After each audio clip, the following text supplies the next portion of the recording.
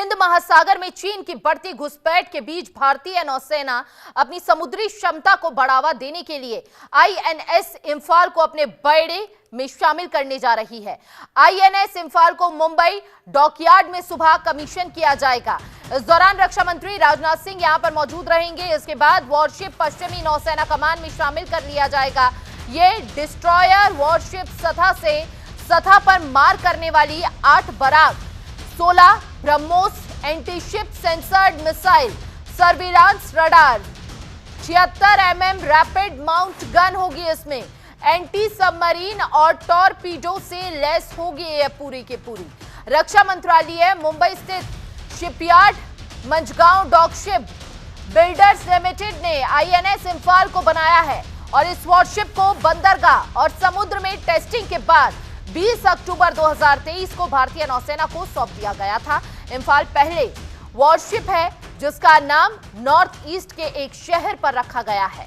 इसके लिए राष्ट्रपति ने 16 अप्रैल 2019 को मंजूरी दी थी। आईएनएस इंफाल के निर्माण में स्वदेशी स्टील DMR 249A का इस्तेमाल किया गया है, यानी इसका 75% हिस्सा पूरी तरह स्वदेशी है। आईएनएस इंफाल विशाखापट्टनम कैटेगरी के 4 डिस्ट्रॉयर वॉरशिप में से तीसरा है, जिसे भारतीय नौसेना के in house organisation warship design bureau ने डिजाइन किया है। इसके अलावा आपको बता दें कि आईएनएस इंफाल आज नौसेना के बेड़े में शामिल हो जाएगा।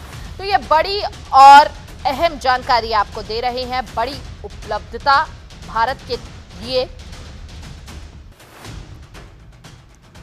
और इस पर खास बातचीत करने के लिए डिफेंस एक्सपर्ट नीरज राजपूत हमारे साथ जुड़ चुके हैं। बहुत बहुत स्वागत है सर आपका। जिस तरह से एक के बाद एक बड़ी उपलब्धि के तौर पर भारत नए एक आयाम कायम कर रहा है अब इसकी विशेषताएं आपसे जानना चाहेंगे नीरज जी, और साथ ही साथ इसकी खासियतें भी। धन्यवाद आपका। देखिए, ये अभी तक हम लोग दुनिया में जाने जाते थे कि हम लोग हथियारों के मामले में दुनिया में सबसे बड़े हम लोग इम्पोर्ट यानी आयातक देश थे। लेकिन अब क्या है, अब भारत ने खुद लिया है कि हम अपने खुद के हथियार, अपने खुद के युद्धपोत, सबमरीन और फाइटर जेट्स, जो लड़ाकू विमान है, इन सबको हम खुद बनाएंगे, स्वदेशी बनाएंगे। और उसी का ये नमूना है आईएनएस इंफाल है।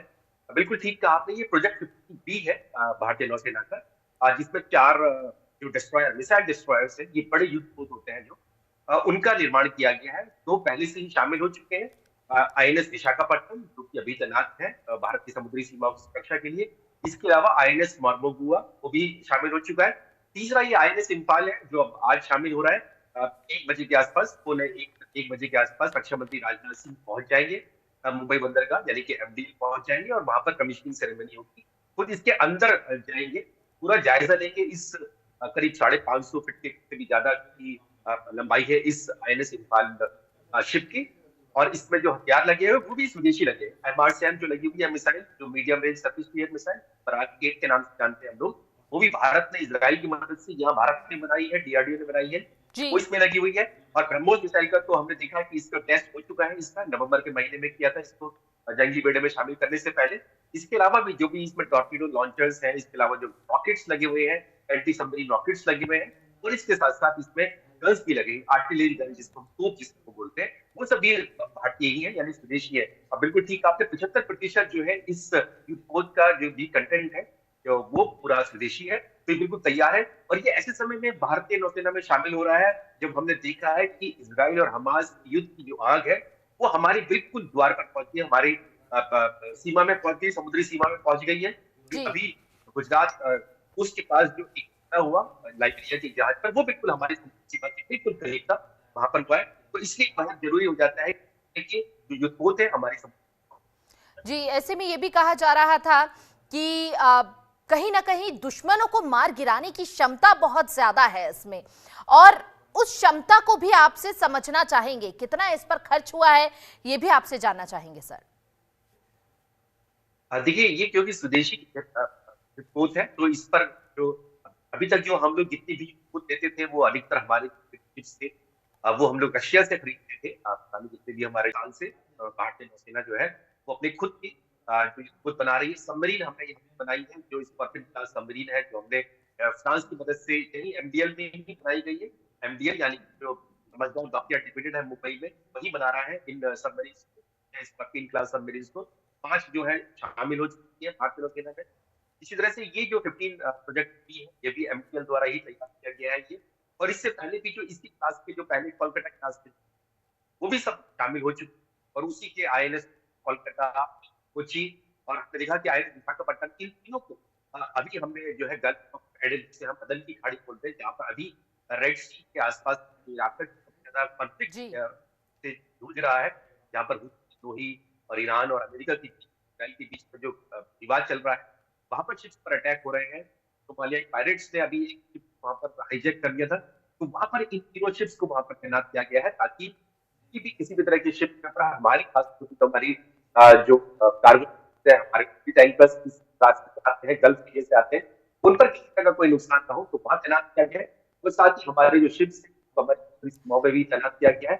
जी एक लाइब्रेरियन शिप एमवी कैप्टो शनिवार पर अटैक हुआ था, तो इन सबको रोकने के लिए जरूरी था कि हमारी जो समुद्री सीमाएं अभी ताकत है, कैपेबिलिटी जो है हमारी, जी उसको बढ़ाया जाए। और अब करीब करीब 50 से 60 शिप जो है इस पर सबमरीन भारत में तैयार हो रहे हैं, ताकि भारत के पास इतना बड़ा एरिया है सुरक्षा का, उसको और बिल्कुल और मजबूती आती हुई यहाँ पर नजर आएगी।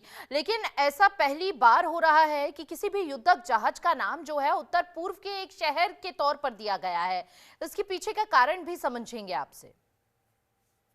देखिए, भारतीय नौसेना ने परंपरा रखी है, जितने भी शिप होते हैं, युद्धपोत होते हैं, इन सब के नाम हम लोग देखेंगे, या तो हमारे जो शहरों के नाम है, जैसे मैंने पहले बताया, कलकत्ता है, मरतोआ है, सूरत एक नया आने वाला इसी का, उसका भी प्रतीक जो है जारी किया गया था मौजूदगी में, वो भी जल्दी कुछ अगले कुछ महीनों में शामिल हो जाएगा। तो ये शहरों के नाम पर रखी जाती है, या हमारी जो पर्वत श्रृंखलाएं है, इस तरह की रेंजेस जो है उन पर नाम रखा जाता है इन शिप्स का। तो ये परंपरा रही है हमारी। जो देश की नौसेनाएं होती हैं, उनके जो नाम होते हैं वो अपने कमांडर्स के नाम पर, जो भी कमांडर्स होते हैं उनके नाम पर रखते हैं। जैसे कि हमारा जो अपने रशिया से आईएनएस विक्रमादित्य त्रिरथा यानी विमान वाहक, वो वहां पर रशिया में जो एडमिरल गोल्डकनॉफ के नाम, जो उनके एडमिरल ऑफ द फ्लीट थे। लेकिन हमारे यहाँ पर ये अभी परंपरा रही है कि शहरों के नाम पर, पर्वत श्रृंखलाओं के नाम पर, या फिर जो हमारे पुरानी जो मार्शल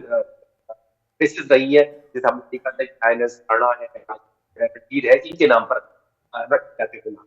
या फिर अभी हमने देखा जो हमारी सब हमारी जो आइलैंड्स है मुंबई के आसपास, उन सब के नाम पर, दिल्ली और कलवेरी, इन सब के नाम पर जी तो ये परंपरा रही है। और बिल्कुल नॉर्थ ईस्ट के किसी शहर के नाम, राजधानी उसके नाम पर रखा गया है। हमने देखा ही था कि मणिपुर में किस अभी पिछले कुछ महीनों से रही थी, और जब इसका क्रेस्ट भी आपको बता दूं, इसका जो क्रेस्ट है, जो मणिपुर जो पुराना जो शासक थे, राजा थे, उनका ही जो प्रतीक होता था, कंगला का जिसको बोलते हैं, उसपे एक महल है जो है, अभी भी है, मैंने खुद देखा था महल, और उनका एक ड्रैगन पे एक जो एनिमल होता है, जिसका जो मुंह होता है, जो फेस है, वो शेर का होता है, और पीछे की जो बॉडी होती है वो होती है उसकी ड्रैगन। और हम लोग ये कह सकते हैं कि आईएनएस इम्फाल जो जिसका इसका क्रेस्ट जारी किया गया था, तो रक्षा मंत्री राजनाथ सिंह और मुख्यमंत्री उनकी ज्योति में हुआ था राजधानी अभी कुछ दिन पहले। तो ये कहना गलत होगा कि ये ड्रैगन की शक्ति है और शेर का दम इस आईएनएस के। सर ये भी बताया जा रहा है कि जैविक हमले हो, रासायनिक हमले हो, ये तमाम हमलों से लड़ने के लिए पूरी तरह से सक्षम है। तमाम मिसाइलें इसमें लगी हुई है, जमीन से जमीन पर वार करना बेहद आसान होगा।